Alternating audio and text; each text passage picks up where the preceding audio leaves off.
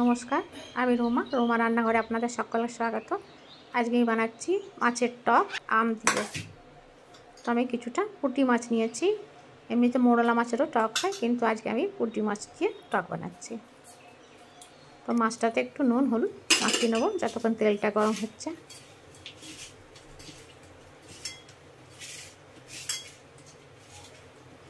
এদিকে দেখুন, ভিডিওতে নিচেতে সাবস্ক্রাইব বলে লেখা আছে, ওই সাবস্ক্রাইব বলে লেখাটাকে একটু প্রেস করে দিন, তাহলে আপনার কাছে আমার পুরোনো ভিডিওগুলো সব পৌঁছাবে। মাছটাকে একটু লাল লাল করে ভাজবো, লাল লাল করে ভেজে বাটিতে রেখে দেবো। এই টকটা বানাবার জন্য আমি আম ইউজ করব। আপনি তেঁতুল দিয়েও টক বানাতে পারেন। এখন আমের সিজন, সেজন্য আম দিয়ে বানাচ্ছি।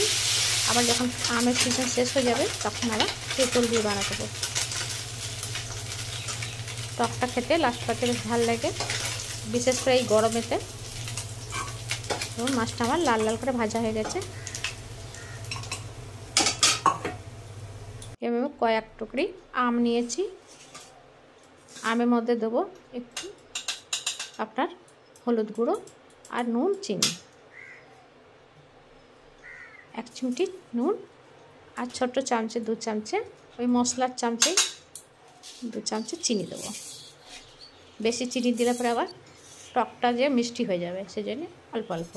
এদিকে ফোড়নে কালো জিরে আর শুকনো লঙ্কা দেবো তেলেতে। যতক্ষণ লঙ্কাটা ভাজা হচ্ছে ততক্ষণ হলুদ নুনটা মাখিয়ে নিচ্ছি আমেতে। ভিডিওটার মধ্যে দেখছেন যেখানে, ওখানে দেখুন নিচেতে সাবস্ক্রাইব বলে লেখা আসছে। সাবস্ক্রাইবটা একটু প্রেস করে পাশে বেল আইকন বোতামটা টিপে দিলে পরে আপনার কাছে আমার পুরো ভিডিওগুলো চলে আসবে। তাহলে আপনি রোজ আমার ভিডিও দেখতে পারবেন। আমটা একটু নেড়ে চেড়ে জল দিয়ে দেবো। এই আমটা খুব একটা ভাজবার দরকার নেই।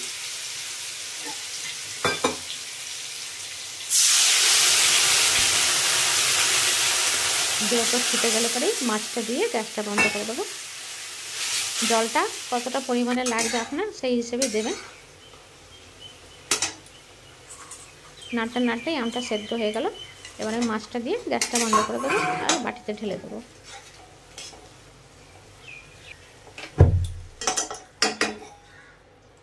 আমার ভিডিওটা দেখবার জন্য আপনাকে অনেক অনেক ধন্যবাদ।